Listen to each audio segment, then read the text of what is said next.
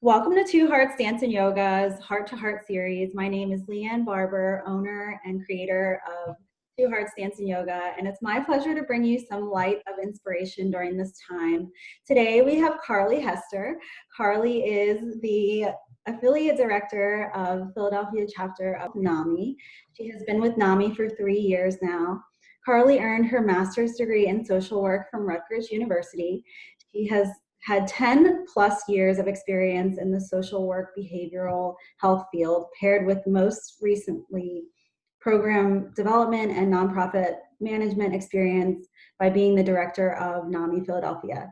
She previously worked with Philadelphia's Department of Behavioral Health and Intellectual Disability Services as their person first coordinator, where she oversaw both an internal first task force as well as external LGBTQIA task force.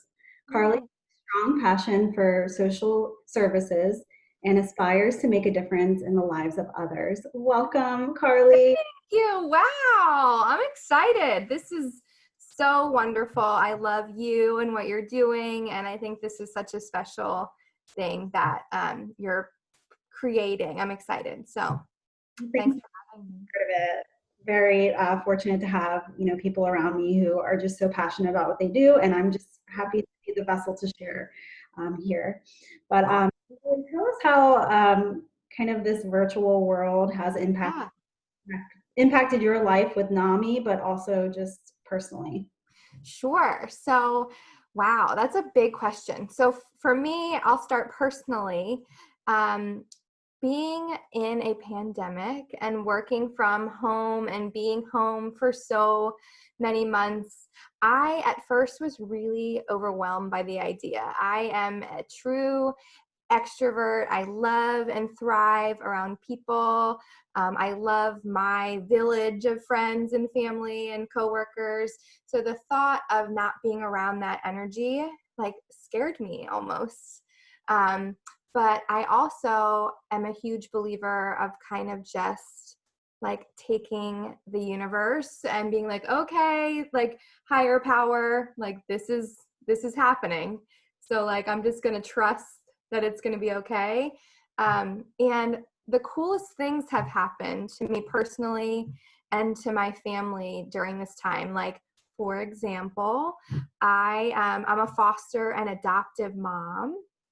And we actually adopted our daughter over Zoom during the pandemic. Yeah, the craziest things happen, right? So we were scheduled to adopt her the day before the world shut down.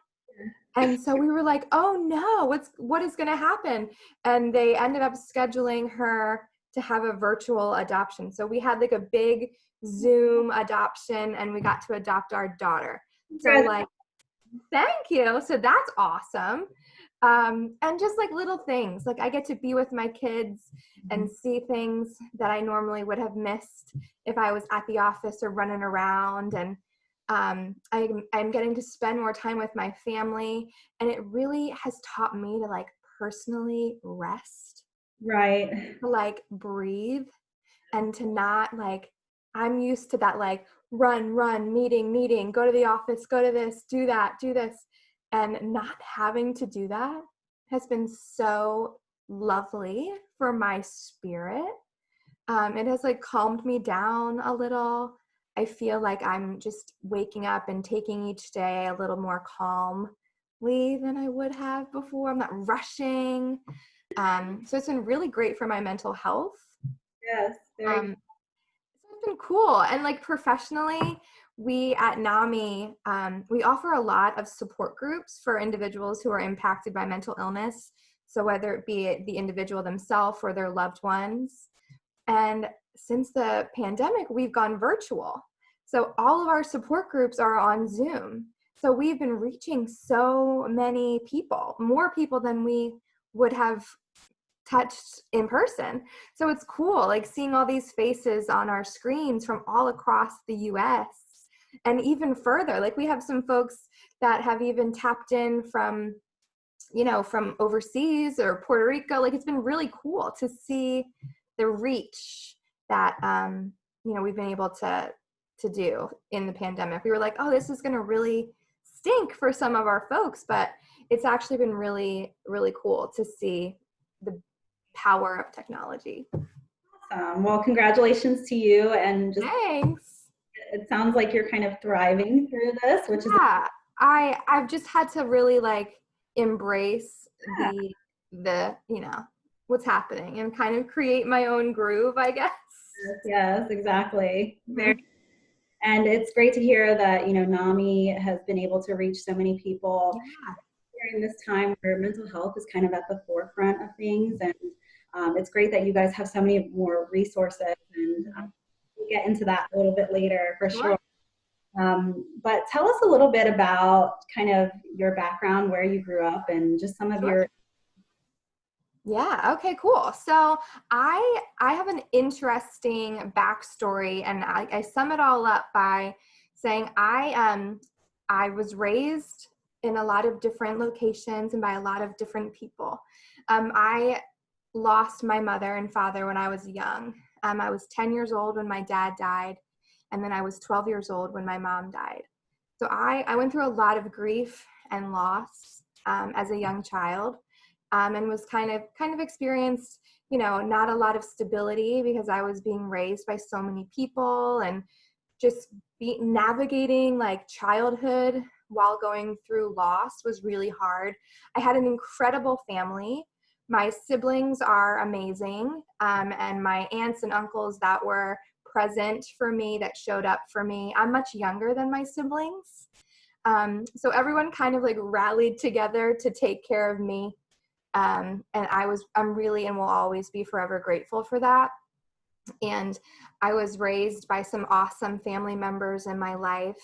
And my longest term, I was with an aunt and uncle on my mom's side, my mom's brother and his wife and family. I lived there all through high school, and they supported me through college. So I had a really great family that supported me and gave me love and gave me what I needed to kind of, move through the grief process. And I went to college. I went to Eastern University. I'm saying goodbye to my beautiful wife. I went to Eastern University and studied social work. So I got my undergraduate degree at Eastern, which was a small, beautiful Baptist college, actually, out near King of Prussia. And I studied social work because I knew that I wanted to give back, and I knew that I wanted to help other people who may be hurting. And then that just fueled my heart to continue my education. And I went to Rutgers and got my degree in clinical social work, and I got my MSW at Rutgers University. And all through that time, I, dated and fell in love. And now I am married to a wonderful woman, and we have 3 children, all that we have adopted or are in the process of adopting through foster care. Yeah. So I have 1 adopted daughter, and then 2 kiddos that were like, I would say like weeks to maybe like a few months away from adopting. So that's my family. And I'm grateful for each and every one of them and their lives and their stories. And professionally, I've been doing social work forever. I did a lot of direct care, working in child welfare, working in domestic violence, drug and alcohol addiction, mental health, women's issues, LGBTQIA plus issues. That is a huge passion of mine as well, working with the queer communities and doing what I can to advocate for their needs and making sure to elevate their voices, and just being involved as an advocate or a helper in any way. So that's what I did before I came to NAMI. I worked with the queer communities in Philadelphia and really did my best to, provide them with support and resources and opportunities for them to share their experiences and to elevate their, their journeys, and just to really create a space where folks can learn about how to create welcoming and affirming spaces for queer individuals. So I did a lot of awesome work in that arena. And now I'm at NAMI doing NAMI stuff. So shattering stigma, providing education and hope and support resources to people who are impacted by mental illness. So that's my life in a nutshell, I guess. Thank you so much for sharing all of that with us. Like Oh, really sure. kind of hearing your journey and how it led you to where you are. Yeah. To see that like all the work that you're doing is kind of from a very organic place, from Yeah. the where you just want to open your heart to others because others open their heart to you. So That's exactly right. That's exactly where it came from. And honestly, I think a lot of people in the helping profession can, relate to that. People become helpers because they were impacted, I think, in a way that someone served them or someone helped them or they went through something in their life that they wanted to really get involved to give back to. So that is what led me to here. very good. Thank you again for sharing. It's really awesome to hear. What were some of your early challenges that you may have faced in this line of work or that you continue to face even present day? Sure. So I don't know if you're familiar with the Enneagrams. Have you heard of this? It's like a personality, like beautiful thing. And I am an Enneagram 2. Okay. And an Enneagram 2 is I'm protective. I have an empath. I feel really big for people. I care a lot, almost too much sometimes. We're also called like the helper. Okay. So I've experienced a lot of compassion fatigue, a lot of heavy heart. So in some of my clinical, when I was first starting in the clinical world, I was a therapist for a lot of years, and I felt every little thing that my clients were experiencing. So that for my person is hard because I struggled to separate my personal like feelings. I would come home and be like sad for my people that I was working with, and I would remember their stories, and I struggled to get that disconnect, and it was really hard for me. And because I did go through some hardship as a young kid, I was finding myself like connecting to a lot of the people I was working with too, and it wasn't necessarily triggering for me, but it did bring out some feelings for sure. So going through that as like an empath and as someone who feels like really deeply for people was probably my biggest challenge. And that is kind of why I explored other avenues of the field, and doing like less direct work, like less direct one-on-one therapy and more like community organization and events and advocacy and education. I could still work in the same arena, but wearing a different crown, if you will. So that was one of my biggest challenges. Good. Thank you for sharing with us. It can be really difficult, especially in that line of work, having to kind of separate or knowing how to kind of leave things. Yeah, it's hard. And then coming home and kind of letting go of it. Yeah. I can totally understand, and thank you for sharing that with us for You're welcome. our community who might be going through that or working in the Yeah, same. for sure. Or just even sometimes it's like if you're taking care of, a family member or someone else and, being a helper type of person at home, finding that like boundary to be able to separate your mental health. So thank you for touching on that. Of course. Very good. So in this line of work, as you mentioned, it's important to tend to your own mental health as well. What Sure. do you your mind at ease? What activities do you participate in, or what do you do for yourself to keep that kind of even keel? Yeah, I'm practicing this every day. It's not something that I think I have, I can't say I have this perfect routine that works 100% of the time because I'm a human and like things don't always work that way. But what I do try to do is one, just be completely transparent with myself. And if I'm feeling any kind of pressure or if I'm feeling overwhelmed, like I give myself permission, which is important. I give myself permission to like sit down and like take a minute and like collect myself, because naturally my mind goes a billion miles per hour and I can't sometimes settle myself down. So I have to give myself permission to breathe and to like focus. So I create spaces in my home for myself to do that, that are clutter free and quiet. I'm a mother to 3 children. I mentioned that before, 2 of whom are toddlers. So my house is a mess often. So I try to create spaces for myself so I can sit and breathe and focus. I drink a lot of coffee, which is sometimes like not great for my anxiety, but it also is something that like brings me so much warmth. So like I wake up in the morning and I have my coffee and it like sets me up for the day. I'm a big aromatherapy girl.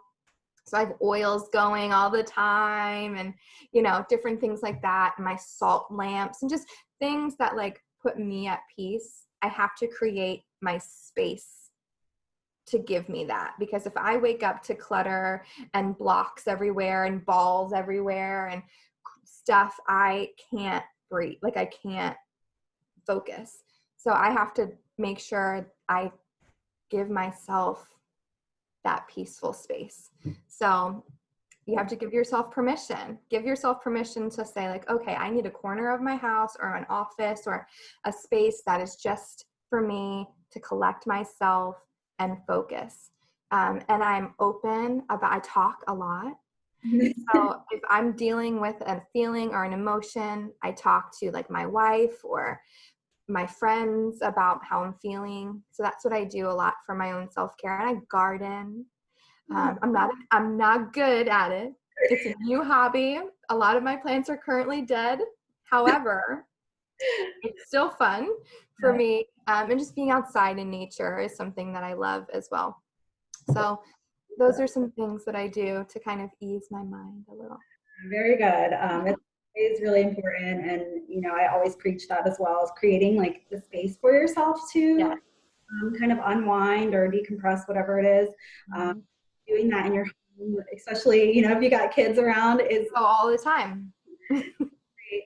And I know you mentioned gardening. My grandmother used to garden, and it was like the most peaceful thing. So thank you for telling me about that, because I think I just got inspired again. Yeah, it is peaceful. There's just something special about getting out there. And I was, you know, I try to get out there by myself, like solo, without my kids. And I just like use that time. It's very grounding, and just like being like around the dirt and like designing or even like pulling out your weed. Like it's weirdly peaceful. And I like will listen to a podcast or like listen to music or something, and it's just my me time. So you should try it. You should get out in the dirt. Yeah, I will.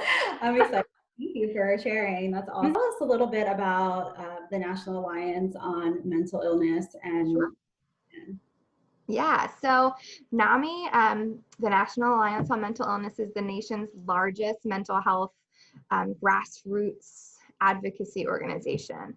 And it started back in the 70s, and it has grown like exponentially over the last, you know, so many years. And essentially, NAMI strives to bring awareness, education, support, and hope to people who are impacted by mental illness.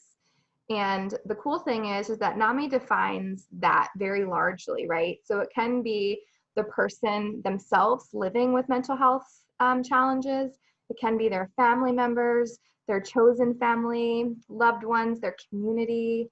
It can also be like larger entities. So for example, like populations of people and like youth and school-age children and minority communities and faith communities, like all types of people we try to really bring mental health education and support to. And the cool thing about NAMI is that everything that we do is free. So all of our services, every support group, every education presentation, whatever we do is free. And it's free because of people who love and support this mission, right? So we're able to give people support groups, give people education opportunities all around mental illness and how to understand the brain and how to understand communicating with your loved one and advocating for your loved one or yourself, and really also taking care of your own heart and your own self, because it's tough. If you're a loved one of someone living with mental illness, it impacts you as well.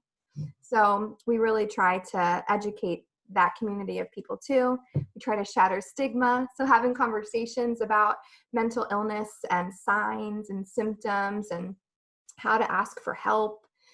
We really just try to create opportunities for people to talk about this stuff, because it's real and it's happening, and we don't want to just pretend that it isn't.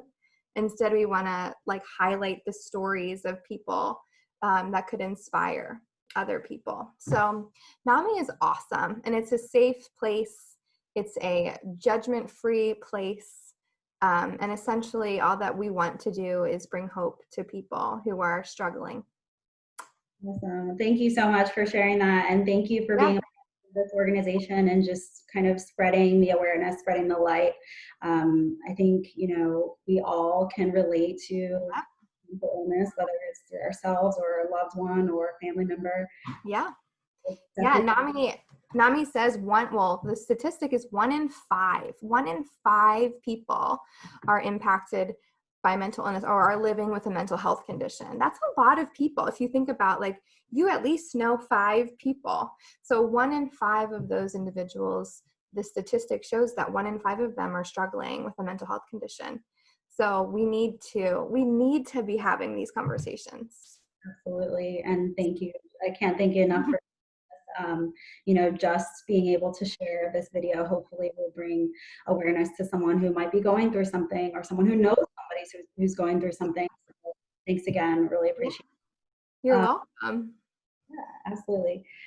So this pandemic has been a hurdle for many of us, and it's truly been a test at putting things into perspective.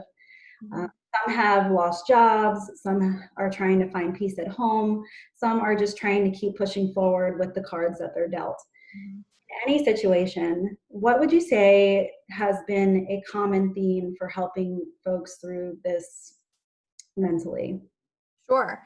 I think something that I have strived to do with folks at NAMI, with my own self, my family, is just to teach people to kind of find that silver lining. And it's been hard. It's been hard for a lot of people personally in my family who have been impacted, my friends, people that I've spoke to at NAMI. And as much as this, I guess, state of the world has impacted us negatively, there are silver linings somewhere in every situation. And to try to encourage those people, even if it's just something small, right? Yes, all of this trash is happening, but I got to watch for me, I got to see my son take his first steps. I may have missed that if I was doing, random things at my office, or I get to, be outside in nature more because I'm not at my office. Little things, simple things. I'm trying new recipes or encouraging people to do something that they've never done before because they feel isolated or unable to leave their home. And that has been kind of my message of hope to people, is to try to find your silver lining, because it's there. It's in there. It might be hard to find, but it's in there somewhere. And it can be as simple as I got to plant a flower in my garden and watch it grow, and simple little things, because it's there. So that's my message of hope, is to find your silver lining in this mess of trash that's happening. We all have them. So find yours. Absolutely beautiful. We challenge you. Yes, you'll find it, and you'll be really excited that you did. Absolutely. I mean, even just thinking about it, there are a lot of things that people just put off, like, oh, I'm going to do that tomorrow. Oh, Right. I'm going to do that when I have enough time. Well, maybe now's the time. Now's the time. My closets have never been more organized, right? Exactly. Like little simple things that you can just give Yeah, your energy to that you couldn't have before. I love that. Thank you. Mm-hmm. Now that maybe someone is recognizing that they might have, mental health issue or want to get help with their mental illness, Mm-hmm. what exactly is NAMI doing that, they can Yeah. do right away? Yeah. So the cool thing is that anyone, anywhere can call NAMI for any reason.